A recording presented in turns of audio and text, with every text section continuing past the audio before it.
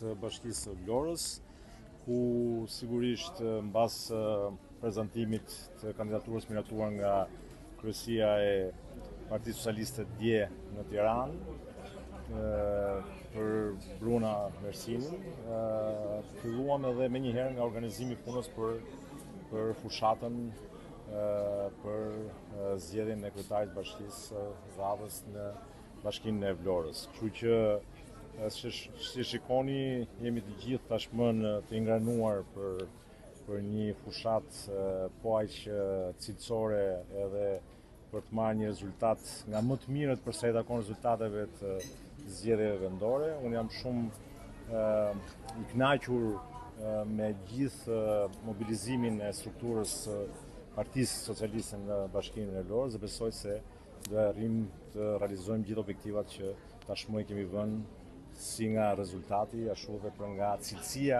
e fushatës.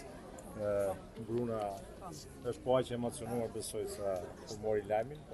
Ndjesia e parë, themi. Ndjesia e parë pa diskutim është një emocion, por jo vetëm emocion, është një ndjenjë e thellë për kushtimi, për gjeshmërie dhe pa diskutim falenderimi edhe për besimin që njerëzit më dhanë, drejtuesi politik, kryesi e Partisë Socialiste dhe kryetari i Partisë Socialiste. Të lini mandatin e sapo filluar të deputetit për një sfidë të re.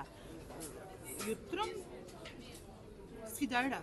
Kur kam marrë vendimin për të kandiduar si deputete, ka qenë një nga vendimet më të vështira në jetën time, sepse u detyrova të lija profesionin e mjekut. Pastaj pash që në profesionin e mjekut ndihmoja një fash më të vogël njerëzit se sa ndihmoja në fashën kur isha deputete, ose tashmë jam deputete. Në cilësinë e kryetarit të bashkisë mendoj që do të kem mundësinë të ngrej ura komunikimi një fash më të gjerë për komunitetin dhe pa diskutim dhe për qytetin. Investimi i parë që mendoni, që u erdhi në mendje më saktë kur ju komunikuash dhe jeni ju kandidatja? Unë nuk mendova investive, mendova që Vlora është një qytet që ka dinamika, që ne kemi qenë dëshmitar të dinamikave të zhvillimit të qytetit dhe sot ne presim aeroportin.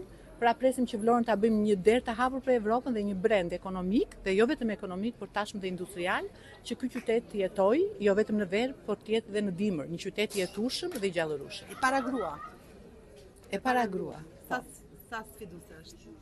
Është shumë sfiduese, por më shumë është një ndjenjë përgjegjësie, sepse ti duhet lësh emrin e mirë të një gruaje dhe pa diskutim të them krenare që Shqipëria është grua. Në fund të këtij rrugtimi. Gjatë fushatës patët një mbështetje të madhe masive nga qytetarët e Vlorës. Çfarë ju thoni sot atyre? Ata ishin shtysa.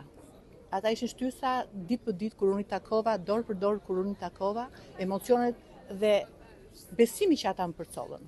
Kështu që u them një faleminderit dhe them që unë do të bëj pa diskutim më të mirën për ata. Do të ngrej ura komunikimi për qytetin dhe për komunitetin. Do t'i çoçi një pyetje të fundit. Patjetër. Bashkëkryetarin e partisë e keni grua.